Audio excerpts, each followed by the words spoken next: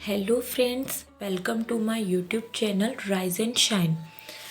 तो फ्रेंड्स, आज का ये वीडियो आपके लिए बहुत ज़्यादा इम्पॉर्टेंट होने वाला है, तो प्लीज़ वीडियो लास्ट तक ज़रूर देखिएगा। आज हम बात करेंगे कि अपनी सोच से अमीर कैसे बने। हाँ फ्रेंड्स, आपको ये सुनने में बहुत ही अजीब लग रहा होगा कि भला कोई सोचकर अमीर कैसे बन सकता है, लेकिन हम एक स्टोरी के ज़रिए ये समझेंगे, ये जानेंगे कि कोई कैसे सोचकर अमीर बन सकता है। तो दोस्तों, नेपोलियन हिल ने एक बात कही थी कि मनुष्य का दिमाग जिस चीज़ की कल्पना और विश्वास कर सकता है वो उसे प्राप्त भी कर सकता है। तो अब हम एक स्टोरी के माध्यम से ये जानेंगे कि ये कैसे पॉसिबल है, and this story based on true events. तो ध्यान से स्टोरी को सुनिएगा। तो स्टार्ट करते हैं हमारी स्टोरी। तो ये स्टोरी एडविन सी बर्न की है, जिनकी इच्छा ये थी कि वह महान थॉमस एडिशन के साथ बिजनेस पार्टनरशिप करना चाहते थे। लगभग 30 साल पहले एडविन सी बर्न ने सर्च किया कि ये कितना सच है कि एक आदमी सचमुच सोचता है और अमीर बन जाता है। इस सर्च का रिजल्ट उन्हें एक बार में नहीं मिला। इसका रिजल्ट तब धीरे धीरे मिलना स्टार्ट हुआ जब उनमें महान एडिशन के बिजनेस पार्टनर बनने की एक तीव्र इच्छा जाग उठी। बर्न की इच्छा की एक मुख्य खासियत ये थी कि वह निश्चित थी, मतलब कि उनकी इच्छाएं हमेशा श्योर होती थी। उनकी इच्छा यह थी कि वह एडिशन के साथ बिजनेस करना चाहते थे, न कि उनके लिए बिजनेस करना चाहते थे। तो जब एडिशन सी बर्न के मन में पहली बार ये इच्छा उत्पन्न हुई, तब वह एक्शन लेने की स्थिति में नहीं थे। उनके रास्ते में दो मुश्किलें खड़ी थी। पहली कि वह श्रीमान एडिशन को नहीं जानते थे, और दूसरी, उनके पास न्यू जर्सी जाने के लिए ट्रेन के किराए के पैसे भी नहीं थे। न्यू जर्सी, जहाँ पर एडिशन का ऑफिस था।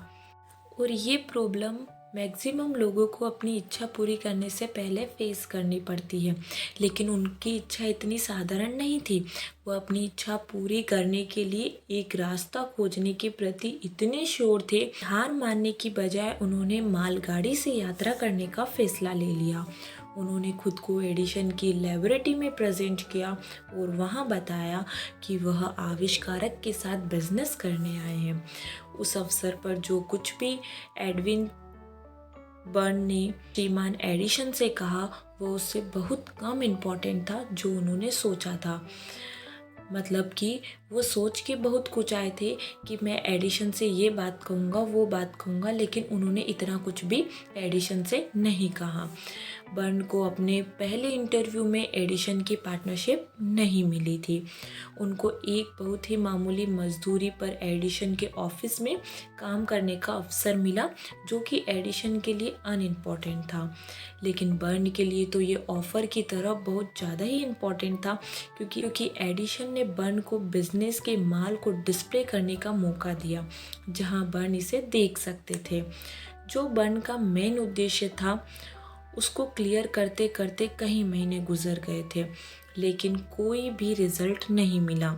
फिर भी कहीं ना कहीं बर्न के मन में कुछ महत्वपूर्ण घटित हो रहा था, जो एडिशन का बिजनेस पार्टनर बनने की अपनी इच्छा को वह कंटिन्यू तेज कर रहा था।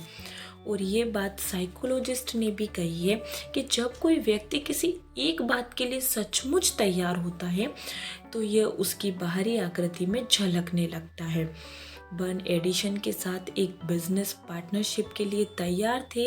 इसके अलावा वह तब तक तैयार रहने पर श्योर थे जब तक वह उसे प्राप्त न कर ले जिसे वह ढूंढ रहे हैं।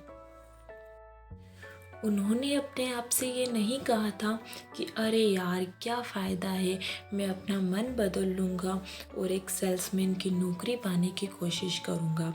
बल्कि उन्होंने यह कहा था कि मैं एडिशन के साथ बिजनेस करने आया था, और यदि इसमें मेरा पूरा जीवन भी लगता है तो भी मैं इसे अंत तक पूरा करूँगा। उनका मेन मकसद तो यही था। हमारे पास भी कहने के लिए कितनी अलग कहानियाँ रहती है, कितने बहाने रहते हैं। अगर हम भी एक निश्चित उद्देश्य अपनाते हैं और उस उद्देश्य के साथ तब तक खड़े रहते हैं जब तक हमें उस पर जीत हासिल नहीं हो जाती, तो हम भी हमारे सपने पर जीत हासिल कर सकते हैं।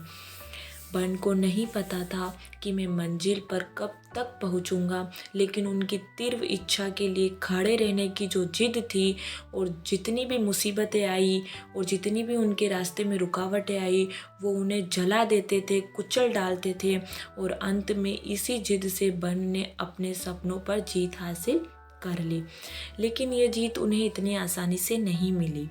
जब अवसर आया तो ये बर्न की उम्मीद की तुलना में एक अलग रूप में और एक अलग दिशा में प्रकट हुआ था। वह अवसर की चालों में से एक था, और मोस्टली ये दुर्भाग्य या अस्थायी हार के रूप में भेष बदल कर आता था। शायद यही कारण होता है कि हम लोग भी अवसर की पहचान नहीं कर पाते हैं और अंत में हार मान जाते हैं। लेकिन बर्न तो बहुत ही जिद्दी थे, उन्होंने हार नहीं मानी। उसी समय श्रीमान एडिसन ने ऑफिस के लिए एडिसन डिटेक्टिंग मशीन बनाई थी, जिसमें उनके सेल्समैन का इंटरेस्ट बिल्कुल भी नहीं था, क्योंकि सेल्समैन को पता था कि इस डिटेक्टिंग मशीन को बेचने में बहुत मेहनत लगेगी, इसलिए उन्होंने अपना इंटरेस्ट नहीं दिखाया।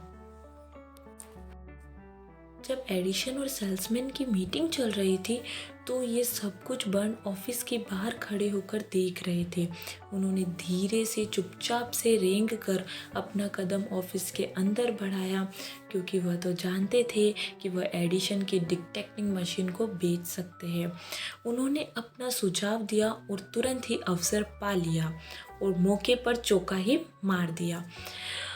और वास्तव में उन्होंने मशीन इतनी सफलतापूर्वक बेची कि एडिसन ने उन्हें देश भर में मशीन डिस्ट्रीब्यूट करने और बेचने का टाइटल दिया, और इस बिजनेस पार्टनरशिप से स्लोगन बना दिया कि एडिसन द्वारा बनाया गया और बर्न द्वारा स्थापित किया गया। यह बिजनेस 30 से अधिक वर्ष तक चला। इसके जरिए बर्न ने खुद को अमीर बनाया।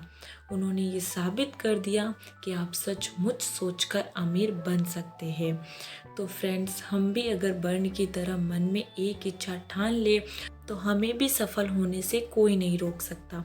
लेकिन इच्छा बर्न की तरह निश्चित, श्योर होनी चाहिए, और एक ही इच्छा हमारे मन में होनी चाहिए, ताकि हम उसके लिए जी जान से मेहनत करें, और चाहे कितनी भी रुकावटें इच्छा को पूरी करने के लिए या फिर उस रास्ते में कितनी भी रुकावटें आए, हम उस रुकावटों को और उन मुसीबतों को जलाकर कुचल कर हम भी उसी रास्ते पर जहाँ हमारी मंजिल है उसी रास्ते पर हम भी आगे बढ़ते जाए, तो हमें भी जीत हासिल करने से कोई नहीं रोक सकता। तो फ्रेंड्स, कैसी लगी आपको स्टोरी कमेंट में ज़रूर बताएं। और भी ऐसी स्टोरी के साथ हम मिलते हैं नेक्स्ट वीडियो में, लेकिन उससे पहले वीडियो को लाइक एंड शेयर करना न भूलें, और मेरे साथ जुड़े रहने के लिए चैनल को सब्सक्राइब करें, ताकि मेरी वीडियो का नोटिफिकेशन सबसे पहले आपको मिले। तो थैंक यू फ्रेंड्स, मिलते हैं नेक्स्ट वीडियो में।